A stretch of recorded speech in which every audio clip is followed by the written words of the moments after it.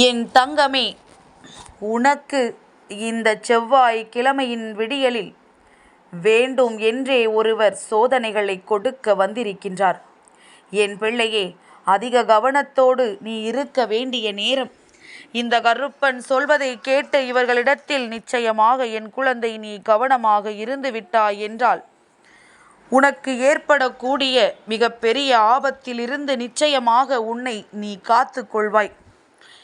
என் பிள்ளையே, கருப்பன் இந்த மங்கள செவ்வாய்க்கிழமையினுடைய விடியலில் உனக்கு கொண்டு வந்திருக்கின்ற இந்த வாக்கானது உன்னை பயமுறுத்துவதற்காக அல்ல, உன்னை பக்குவப்படுத்துவதற்காக. என் பிள்ளையே, வாழ்க்கையின் பக்குவம் என்பது என்ன தெரியுமா? சுற்றி நடக்கின்ற விஷயங்களை எல்லாம் எப்பொழுது சாதாரணமாக எடுத்துக்கொள்ள உன் மனது உடன்படுகின்றதோ அப்பொழுதுதான் சரியான பக்குவத்தை நீ அடைந்திருக்கிறாய் என்று அர்த்தம். அப்படியானால் என் பிள்ளை, இத்தனை காலமும் நீ இந்த வாழ்க்கையில் உனக்கான எந்த ஒரு விஷயங்களையும் சரியாக பெற்றுக்கொள்ளவில்லை. இனியாவது இதையெல்லாம் நீ சரியாக பெற்றுக்கொள்ள வேண்டும் என்றுதான் இந்த கருப்பன் உன்னை தேடி வந்திருக்கிறேன் என்று அர்த்தம். என் பிள்ளையே, அப்பன் சொல்கின்ற விஷயங்களை சரியாக புரிந்து கொள். நீ புரிந்து கொள்கின்ற விதத்தில் உன் வாழ்க்கையில் நடப்பது எல்லாம் எதற்கானது என்பதனை நான் சொல்லிவிடுவேன். நம்பிக்கையோடு கேட்பவர்களுக்கு அப்பன் கொண்டு வந்த செய்தி என்னவென்று தெரியும்.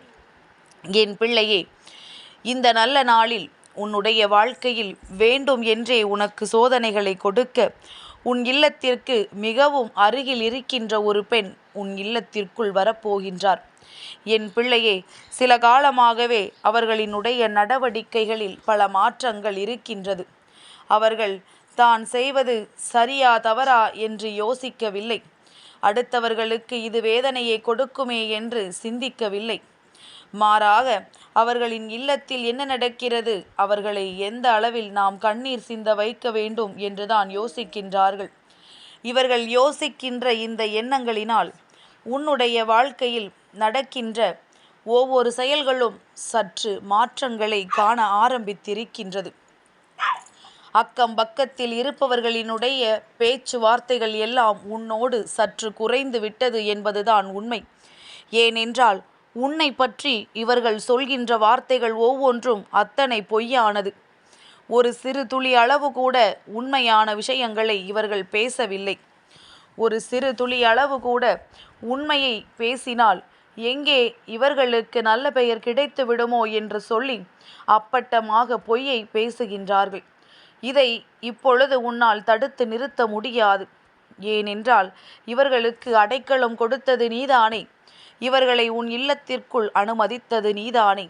என் பிள்ளையே, யாராகவே இருந்தாலும் சரி, இல்லத்திற்குள் அனுமதித்து பேசுவது என்பது சற்று யோசிக்க வேண்டிய விஷயம்தான். எந்த எண்ணங்களோடு இவர்கள் இங்கு வருவார்கள் என்று யாராலும் சொல்ல முடியாது. எந்த நினைப்போடு இவர்கள் வருவார்கள் என்று நமக்கு தெரியாது. அதனால் சட்டென்று ஒருவரை உள்ளே அழைத்து பேசிவிடக்கூடாது. மாறாக என் பிள்ளை, நீ இந்த வாழ்க்கையில் எதுவெல்லாம் உனக்கு தெளிவு என்று தெரிகின்றதோ, யாரெல்லாம் உனக்கு உண்மையானவர்கள் என்று புரிகின்றதோ அவர்களை பற்றி மட்டுமே நீ சரியாக கணித்து கொள்ள வேண்டும். என் பிள்ளையே, அவர்களுக்கு மட்டுமே நீ அனுமதி கொடுக்க வேண்டும். அப்படி இல்லாத பட்சத்தில் இந்த வாழ்க்கையில் நீ என்ன நினைத்தாலும் அவர்கள் அதனை மாறாக உனக்கு வெளியே காட்டுகின்றார்கள். அதாவது நீ செய்கின்ற விஷயம் ஒன்றும் அவர்கள் வெளியில் சொல்கின்ற விஷயம் வேறொன்றுமாக இருக்கின்றது. அம்மா சொல்வது நிச்சயமாக உனக்கு புரியும் என்று நினைக்கின்றேன். உன் இல்லத்திற்குள் அவர்களுக்கு அடைக்கலம் கொடுத்ததோடு மட்டுமல்லாமல் நீ செய்கின்ற ஒவ்வொரு விஷயங்களையும் அவர்களுக்கு நீ தெளிவாக வெளிக்காட்டி கொண்டிருக்கின்றாய். நீ என்ன செய்கின்றாய், ஏது செய்கின்றாய் என்பதனை அவர்களுக்கு நீ வெளிச்சம் போட்டு காட்டிக் கொண்டிருக்கின்றாய். அப்படி நீ காட்டும் பொழுது அவர்கள் அதனை வெளியில் ஒன்றுக்கு இரண்டாக மாற்றி பேசி அதனை தவறாக திரித்து விடுகின்றார்கள். என் குழந்தையே, இவர்கள் இப்படியெல்லாம் செய்து அதனால் வருகின்ற கெட்ட பெயர் என்பது உன்னால் நிச்சயமாக ஏற்றுக்கொள்ள முடியாத ஒன்று.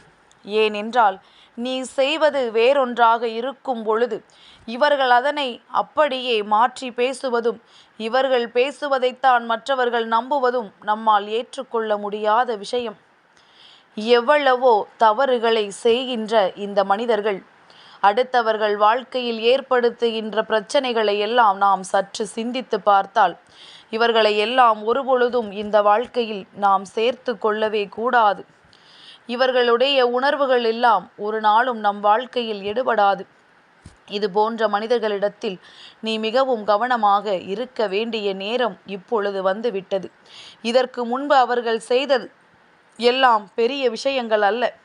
ஆனால் இப்பொழுது அவர்கள் செய்ய துணிந்திருப்பது மிக முக்கியமான விஷயம். இந்த கருப்பன் அதனால் தான் உன்னிடத்தில் இதனை சொல்ல வந்திருக்கின்றேன். என் பிள்ளையே, இவர்கள் என்ன நினைக்கின்றார்கள் தெரியுமா?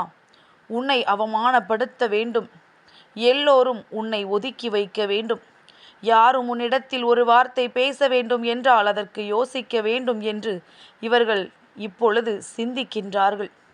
உனக்கு என்ன செய்யலாம் என்று இவர்கள் யோசிக்கின்ற இந்த நேரம், என் பிள்ளையே, முதலில் நீ ஒன்றை மட்டும் தெளிவாக புரிந்து கொள். சோதனைகள் நிச்சயமாக வாழ்க்கையில் வரும். ஆனால் இவர்களால் நமக்கு சோதனைகள் வருகிறது என்று தெரிந்துவிட்ட பிறகும் கூட என் பிள்ளை நீ காரணமில்லாமல் அந்த வலைக்குள் சிக்கிவிடக்கூடாது என்றுதான் இந்த கருப்பன் சொல்லிக் கொண்டிருக்கின்றேன். என் பிள்ளையே, உனக்கென்று இருக்கின்ற இந்த வாழ்க்கை ஒரு முறைதான். மீண்டும் இந்த வாழ்க்கை உனக்கு கிடைக்கப் போவதில்லை. இருக்கின்ற நாட்களில் இந்த வாழ்க்கையை மன மகிழ்ச்சியோடும் மன நிறைவோடும் நீ வாழ வேண்டும். உன் மனதில் இருக்கின்ற எண்ணங்கள் எல்லாம் உனக்கு தெளிவாக வேண்டும். எதையெல்லாம் நீ யோசிக்கின்றாயோ அதையெல்லாம் நீ தெளிவாகத்தான் யோசிக்க வேண்டும். கஷ்டங்கள் வருகின்ற பொழுதெல்லாம் அதை நினைத்து நீ கலங்காமல், வேதனைகள் வருகின்ற பொழுதெல்லாம் அதை நினைத்து நீ கலங்கி நிற்காமல், எல்லாவற்றிற்கும் இந்த மனிதர்கள் எவ்வளவுதான் இடைஞ்சல்களை ஏற்படுத்தினாலும் நாம் செய்கின்ற நல்ல விஷயங்களை ஒரு பொழுதும் இவர்களிடத்தில் பகிர்ந்து கொள்ளாமல் நமக்கான நல்ல பெயரை நாம் தான் காப்பாற்றி கொள்ள வேண்டும் என்கின்ற எண்ணத்தோடு நீ இருக்க வேண்டும். நல்லது செய்தால் நல்லது நடக்கும் என்று சொல்வார்கள். ஆனால் இந்த மனிதர்கள் நல்ல விஷயத்தையே கெட்ட விஷயத்தாக திரித்து விடுவார்கள். அது மட்டுமல்ல, நீ செய்த நன்மையை அவர்கள் செய்வதாக சொல்லிவிடுவார்கள். அதனால் இப்பொழுது எல்லாம் நீ எல்லாவற்றையும் வெளிப்படையாக செய்வதுதான் நல்லது.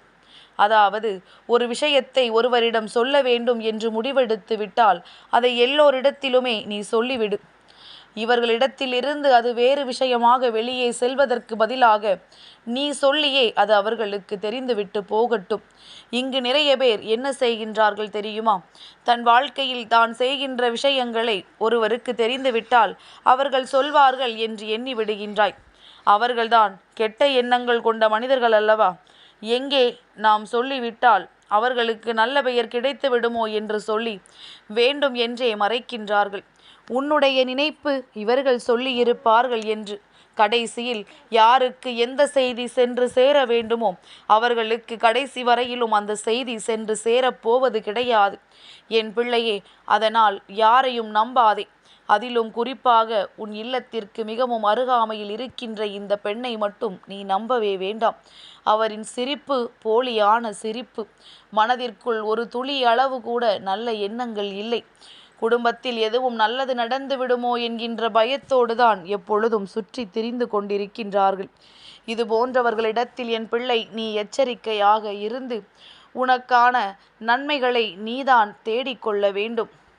இந்த கருப்பன் என்றும் உனக்கு துணையாக இருக்கின்றேன் என்பதில் உனக்கு எந்த சந்தேகமும் வேண்டாம். நீ ஆபத்து என்றால் இந்த அப்பனை அழைத்து விடு. நிச்சயமாக எங்கிருந்தாலும் ஓடோடி வந்து உனக்கு உதவிகளை நான் செய்து கொடுப்பேன் என்பதனை நீ மறந்து விட வேண்டாம். என் பிள்ளையே, கஷ்டங்கள் எல்லாம் முடியப் போகின்ற நேரம் வந்துவிட்டது. இந்த வாழ்க்கையில் உன்னை ஆட்டி படைத்த அத்தனை பிரச்சனைகளும் தீரப்போகின்ற நேரம் வந்துவிட்டது. எவ்வளவுதான் இந்த வாழ்க்கையில் நீ வேதனையை சந்திக்க முடியும்?